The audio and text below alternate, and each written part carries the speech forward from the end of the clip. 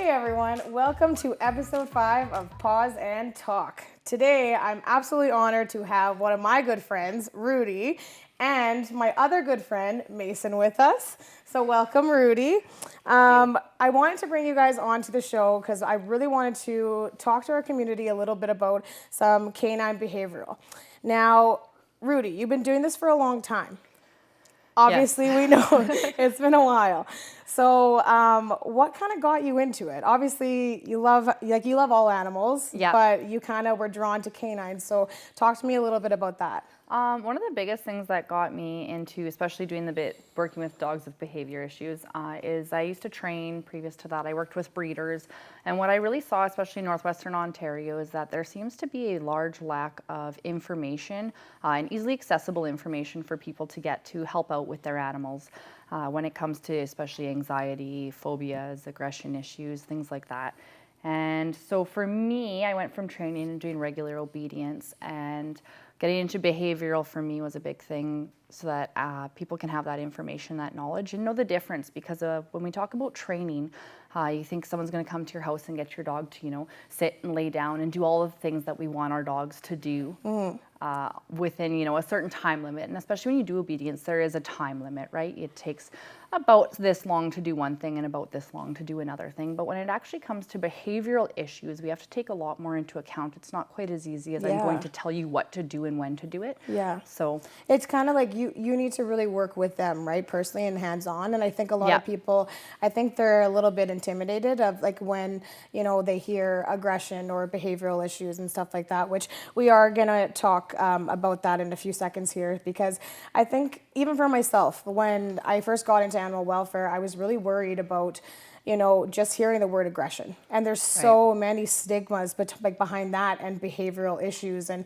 so talk to me a little bit about that and what your kind of hopes are when it comes to ending that stigma behind it. And it's the same way, and I always do this, I use, because I have children, so I always use kids sort of as my example. We don't say that kids are bad. We might say that kids have, regulation issues, or they might have fear issues, or they might have problems socializing, but we don't say that children are bad. And that's the same thing with dogs. They're not bad dogs. They're not aggressive dogs. They're dogs that have aggression issues, or they're dogs that have behaviors we don't like, but that doesn't make them bad animals, right?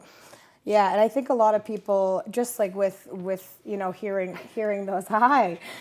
those words, we get scared, right? Yeah. And I think even we're going to talk a little bit about it when we come back as well.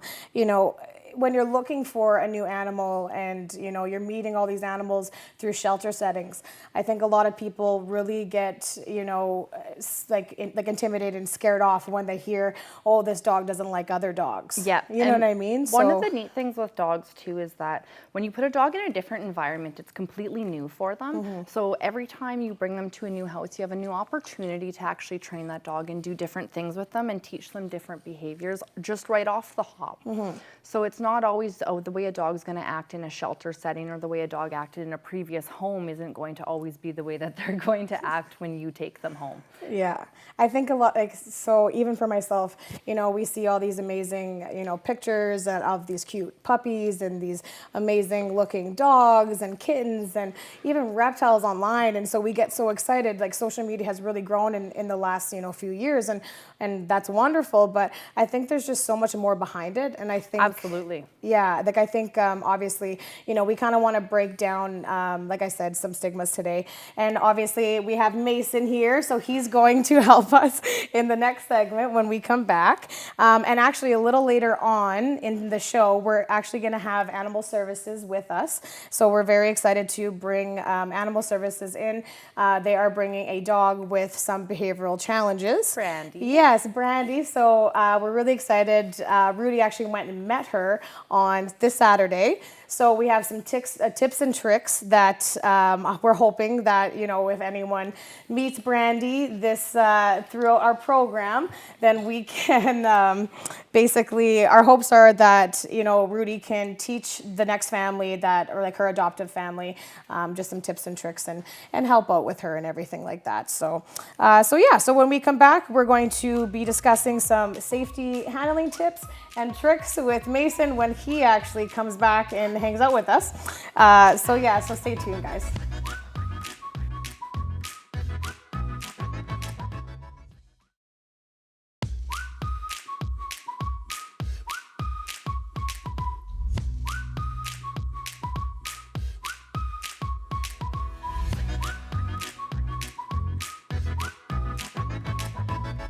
Hey everyone, thanks for joining us again. Obviously, like I mentioned earlier, we have Rudy and Mason here with us, so we're gonna do some tips and tricks about some safety handling and everything like that.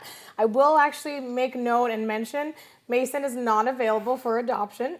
I know how handsome he is, but he is owned by Rudy. Rudy actually does some seminars and she really helps out in our community, and so Mason also is her partner in crime with it. So I just wanted to make a note, even though we all are gonna fall in love with him, he's not available for adoption. So, Rudy, let's talk about some handling tips and tricks. Well, handling tips and tricks, especially when you get a new dog that you don't know, we're talking about going to adoptions and, sort of picking out dogs and meeting a dog and vetting a dog. Things that you want to know with the dogs are where any spots are where they're going to be sensitive. And then when you get your dog and you have your dog, you can do the exact same sort of things. And I do this with every dog that I meet. You'll notice the first thing I do when I meet a dog is I come in, you never go over the head. Dogs don't like that, and we tend to go over the head, but you actually want to go underneath the head. And from there, you actually just sort of want to work your way down their body. Can I ask, sorry, I don't mean to interrupt, but why don't they like that? Is it just because they can't physically see, or is it? Because a dog, and that's how we get dogs to sit, is we actually encourage them to move their head back to a point where they get almost a twinge in their neck that's uncomfortable, so they can't see what you're doing. And also, if you think about dogs from more of a nature standpoint, things going overhead are scary, right? Sometimes they're birds, sometimes, you don't really know what it is, it moves fast and you can't see where it's going, so it makes them pretty uncomfortable. It also makes them feel like we're going over top of them.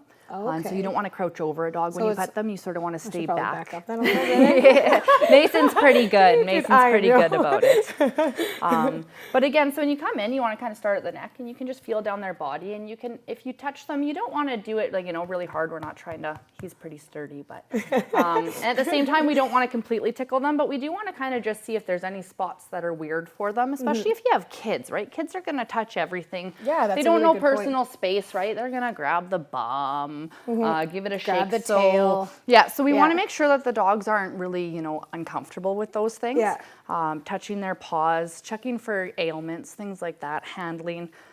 Especially when you get dogs that you're going to adopt, you want to know that you're going to be able to cut their nails or work on that. I was actually just going to say, so maybe a lot of rescues and a lot of our Humane Society in town and animal services, when you go and do some meet and greets, right? That's a big popular thing, which we obviously love and we think it's fabulous. So something like this is really getting to know the dog, not just physically looking at the dog, right? Because I think that's something obviously that we mentioned previously, is that it's just so easy to fall in love with the dog's look, you fall in love with, I would take them all home. Yeah. So when you're actually going to the shelter or the rescue, to sit down, get out of a lower, spot. And that's in case, anyone's wondering, we wanted to get a little bit lower today and just kind of, obviously Mason is comfortable with Rudy, but I've only met him basically a handful of times now.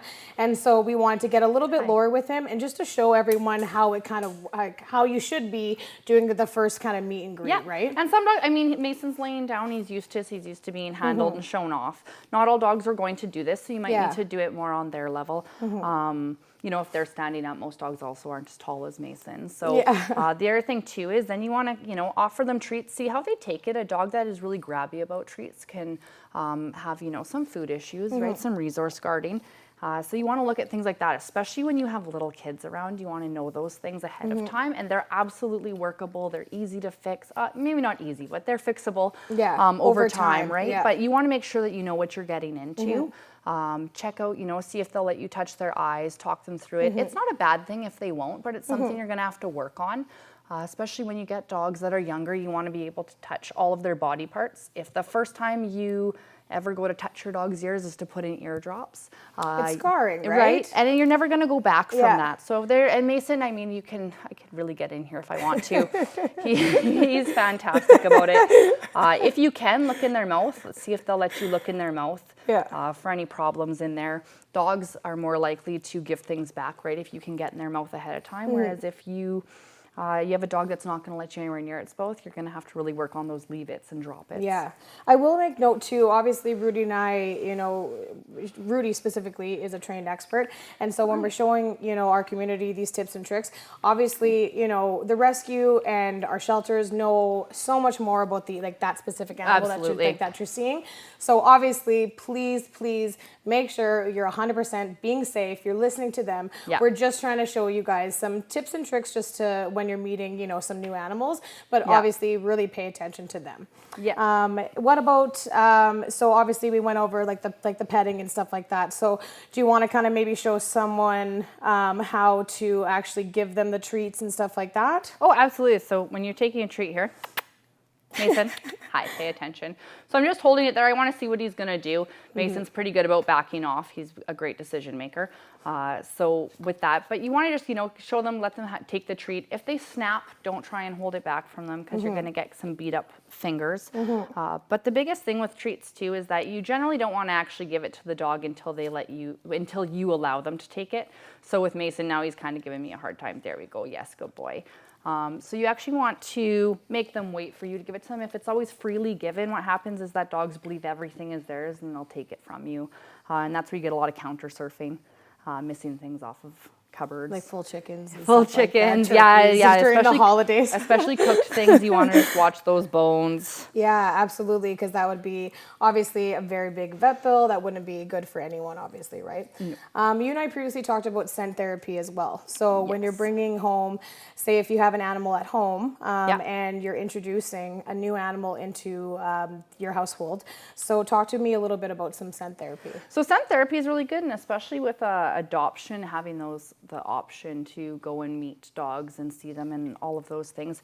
Having the dog know your scent, having an animal at home, or even when you bring a baby home, what you want to do is swap the scents around. So you would take a blanket from, say, whatever the new animal is, and bring it home so that your dog could smell them and get used to that smell, as well as you want to give the dog at home a blanket or a toy or something and then give that to the other dog as well. And what they do is they actually get used to each other's scents. And what that does is it takes away that initial excitement, because when animals are excited, they don't always act predictably. And when you get two animals, especially one walking into an unknown area, who's being greeted by a dog who's going to be either very excited or very concerned that they're coming in, and they don't know each other's scents, it's a really good area for bad things to happen.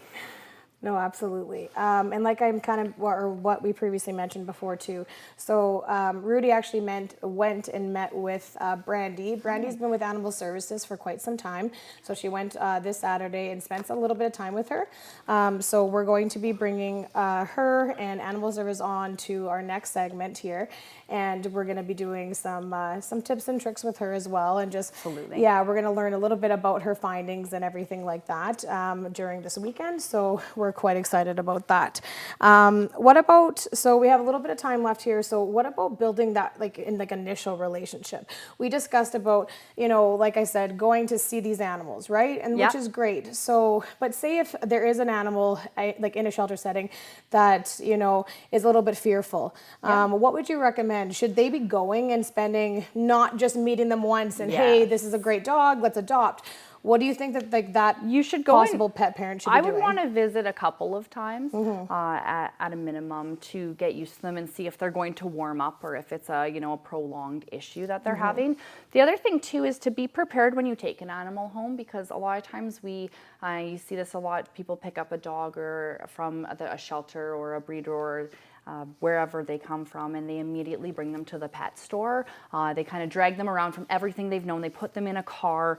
They bring them to the pet store. They have all these interactions. And what happens is the dog's cortisol levels go through the roof, their stress hormone, and those take 48 hours to come back down. So what you should do when you actually remove a dog from a setting that is known to it is you should be being prepared for those first 48 hours. So you should go home and let them calm back down before you start doing things, because we see a dog and we go, I love them, they're great, they love me. And that might not be quite the case right away. The case. So, okay, well, when we come back, we're actually going to be talking a little bit more about some warning signs. And then, like I said, later, we're going to have Animal Services and Brandy. So stay tuned, guys.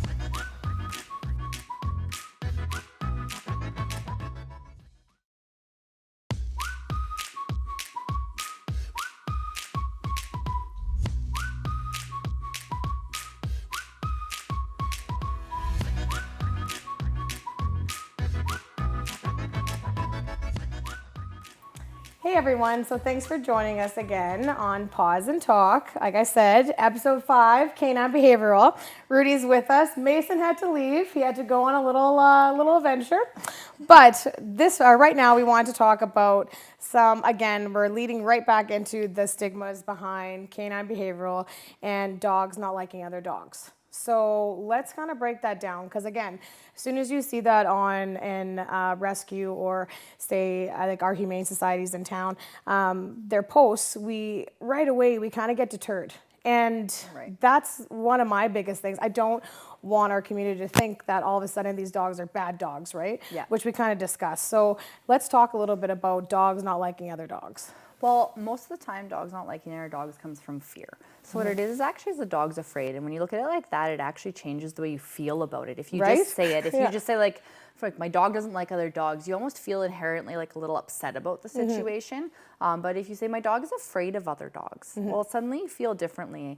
And you actually want to help them, right? And sometimes for dogs, they don't like dogs when they're on a leash, or they don't like dogs when they're in a certain enclosure, or they don't like a specific look of dogs. And when we talk about adopted dogs, we don't know that history a lot of times, whether they've had a bad interaction or what has happened to them. And it's not always that they've had a bad interaction with other dogs. If you have two dogs walking down the street towards each other and they're looking at each other and a car crash happens, one of those dogs is going to go like, oh, okay, and carry on with its life. But the other dog might actually go, I saw a dog and it was terrifying. And so that might even be enough for them to have that kind of dissociation with other dogs. They don't like them. It scares them. They're not sure what's going to happen. So the big thing there for us is that we need to remember, it's not our job to make them interact and like other dogs. Our job is to make them feel safe and to give them space so that they can feel calm and to sort of watch what they're doing and let them make the decisions, because dogs make decisions. And when you put a leash on a dog and drag them to another dog, they're not getting any decision making. It's the same way as if your boss asks you to work overtime or if your boss tells you to work overtime, right? It's a very, you feel a lot differently about it. Yeah, absolutely. I love how your mind goes, and like the examples that you make are honestly, it kind of brings us back to reality, and I love that just because it makes so much more sense to me, like when you say things like that, right?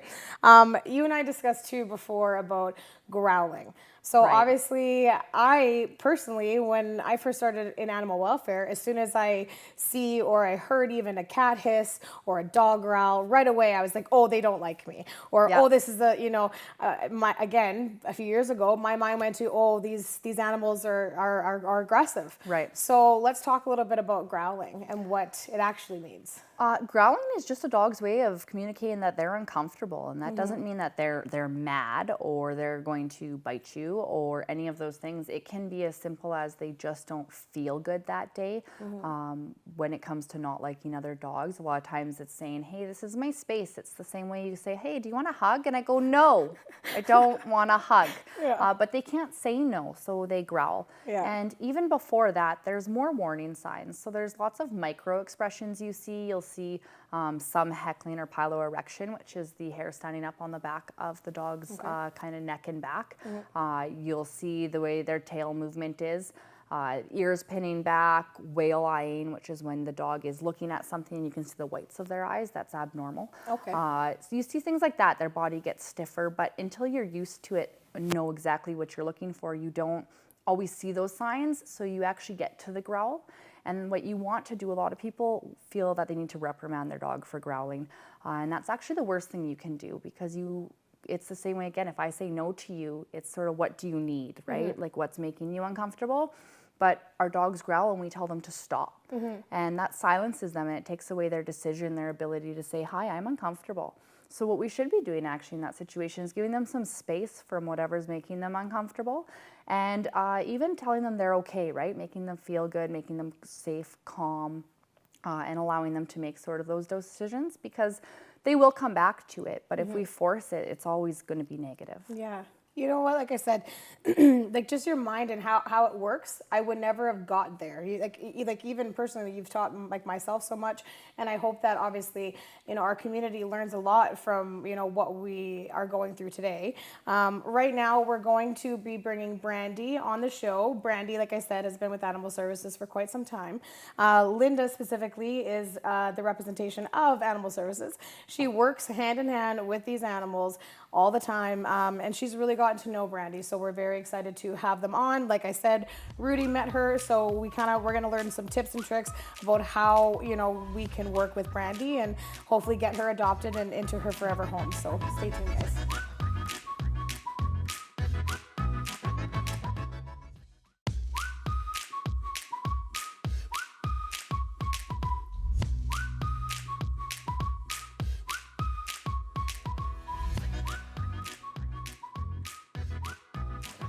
Okay, welcome back, everyone. Thanks for joining us again. As Rudy and I kind of mentioned before, we were bringing on Brandy and Linda here from Animal Services.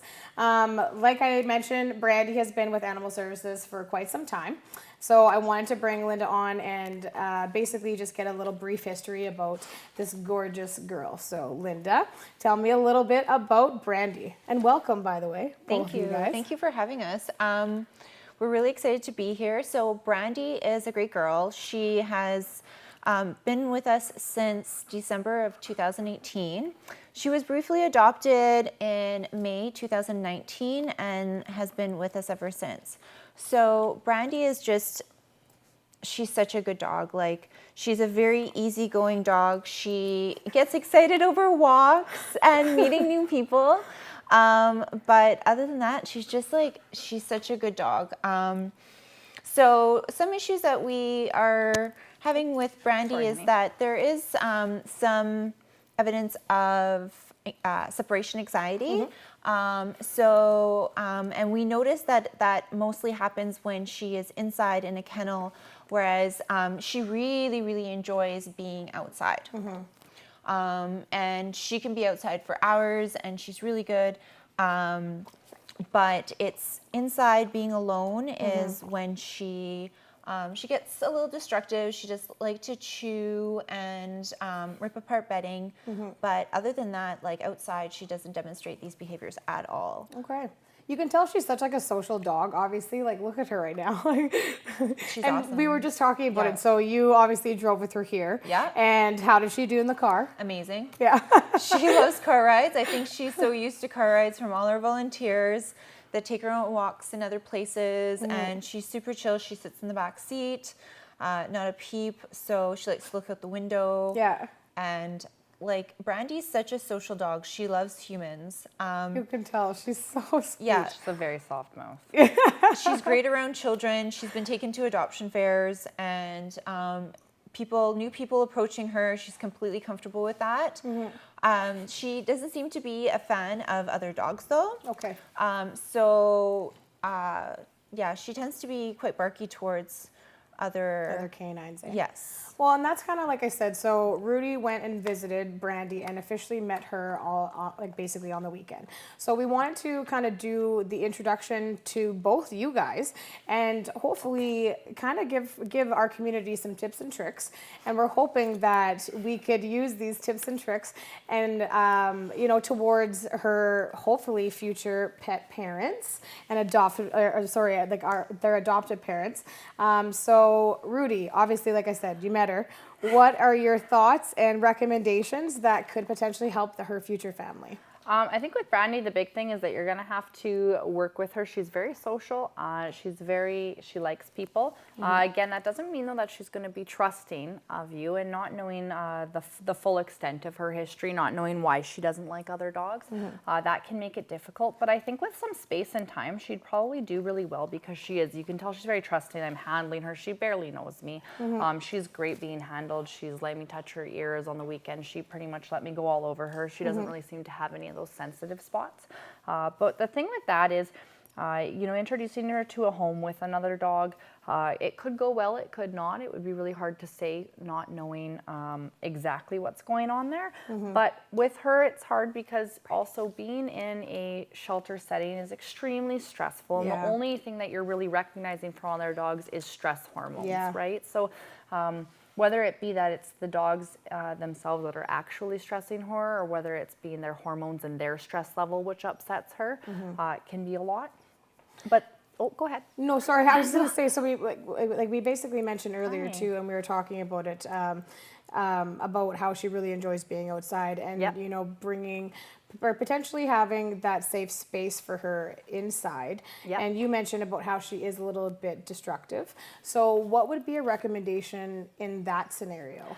What I would probably attempt to do with her, if I were to adopt her, per se, is that she could be inside with a family all of the time except for when they leave. I think it's more of where you're leaving her, because we believe that a home is safe. We close doors. We like smaller spaces. It makes us feel really good. But for a dog that more than likely came from a home where she was outside for a good part of the time, all of a sudden being in a house alone is actually really scary. You can't get out. You can't open the doors. There's no way to get away from anything that might upset you.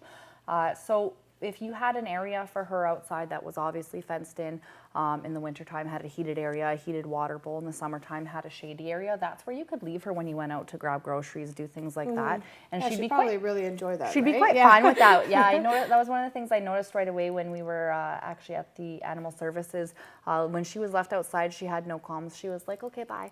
She's like, have a very good day. But she's a very sweet dog. And if you took the stress, if she had an area at home where she was with people she trusted, she might have a very different sense to other dogs as well. Yeah. Right? It's very hard to work a dog in a shelter setting because there's just so much stress hormone You couldn't even going imagine, on, right? Like, I mean, we've all been and we visited shelter settings. It must be so tough and hard on them. Like, even you feel a little stressed, right? Of course. Even just the smells, the new people that are coming and viewing you. I couldn't even imagine what they go through. So obviously we hope that, someone from the program falls in love with Brandy. And actually, I don't think we mentioned, how old is Brandy? She is probably approaching about 7. Okay, so approximately about 7. Yeah. Okay, so if you are interested, please contact Animal Services. You can go there and visit Brandy. Like we kind of mentioned earlier in the show, building that relationship with her, I think is going to be really beneficial. All the staff there are absolutely amazing. They can definitely help you out with just building that relationship with her. Is there anything else that I missed that, Linda, you specifically want to, maybe say to our community about Brandy? She's an amazing dog. Bottom line, and I mentioned this before we started, was that I really look at Brandy as a human. She is just awesome, and we adore her. We just absolutely love her to bits, and she is just a very easy dog. Yeah. If anyone has any questions, they can also contact our office or visit our Facebook page or Instagram page. Absolutely. Again, thank you both for being here. I really appreciate it. I know everyone from Shaw Spotlight absolutely loved having you guys here. And thank you to Mason as well. And Brandy, you're a rock star. We hope, obviously, you find your forever home. All right. We will see you guys on our next episode, episode 6. Thanks, guys.